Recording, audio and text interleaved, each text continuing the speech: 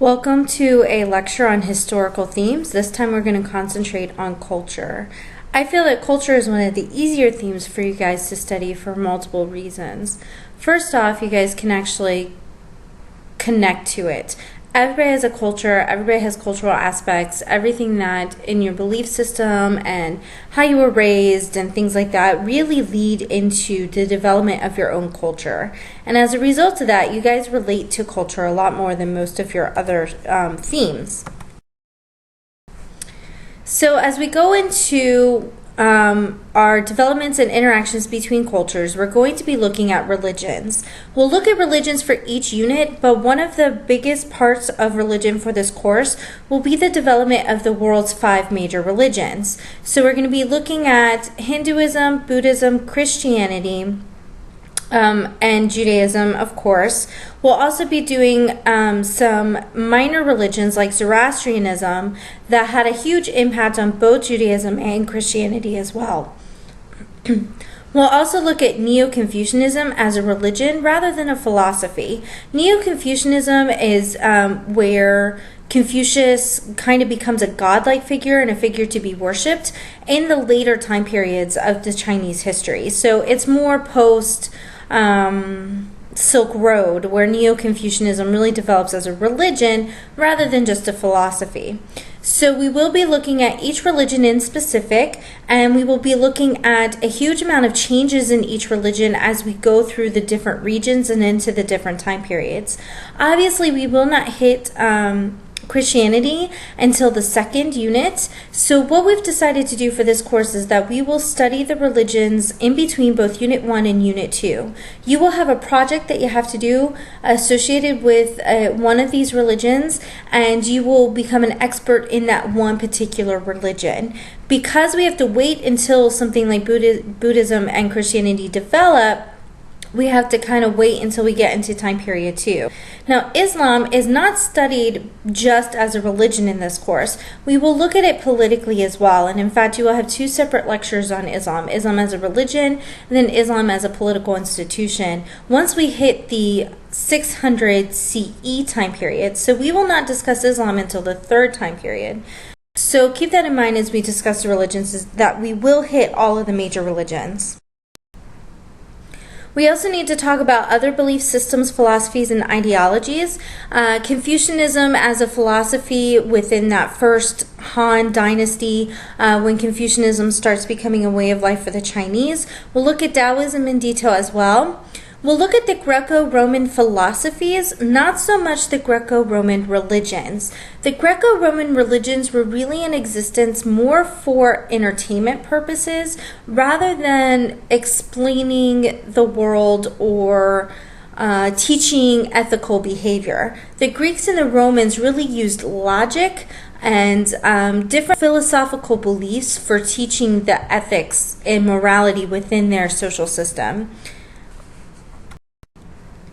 We will also look, when we're talking about culture, we'll also look at science and technology.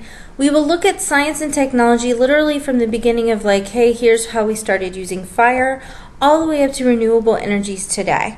Energy technologies is one of the most important technologies we will hit throughout the course from time period 1 all the way to time period 6. Obviously, you guys are probably pretty aware of some of our more modern major energy technologies, but we will look at steam throughout the 1750 time period with the development of industrialization, and then we will also look at science in regards to challenging belief systems, as well as science in regards to improvement on human life or improvement on lifestyle in general. And we will look at that challenge between religion and science as well, especially through the Renaissance era and the Reformation era. Another aspect of culture we'll be looking at is arts and architecture, of course. We will look at monumental architecture and urban planning for each unit. So there are architectural pieces that you will have to know.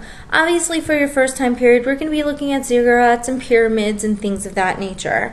For our second unit, For our 600 BCE to 600 CE, we're going to look at what the Greeks and the Romans did with the columns and the concrete and the dome-shaped buildings and the science that is associated with all those monumental architecture.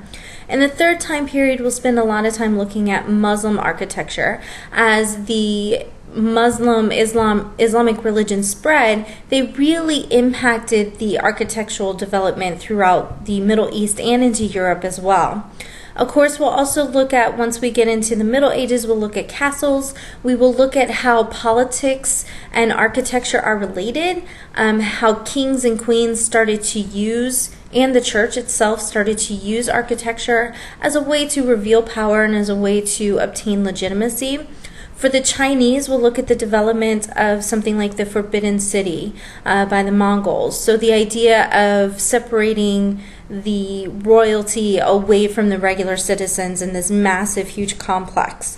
We'll also see that in Japan. So we will look at architecture throughout all the different regions of the world, emphasizing specific buildings and specific works that you will actually have to know.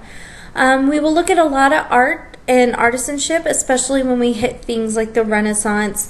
There are some artists that you will have to know throughout the course. We will look at art as a way of archaeological evidence and insight into the people of a region. So when we're talking about, hunting and gathering art, and we're looking at cave paintings, and we're looking at, the fertility goddess statues and things like that, and then how those fertility goddess statues kind of went away, and we'll look at the changes in the attitude of the artist and politics, and how politicians can use artists to their advantage, and how the artists can also use those politicians as well. And we will look a little bit at modern art. When we're looking at modern art, we're going to be considering things like music, as well as television and film, and some of the newer artistic outlets that have been created throughout the modern era. We're also going to be looking at things like language.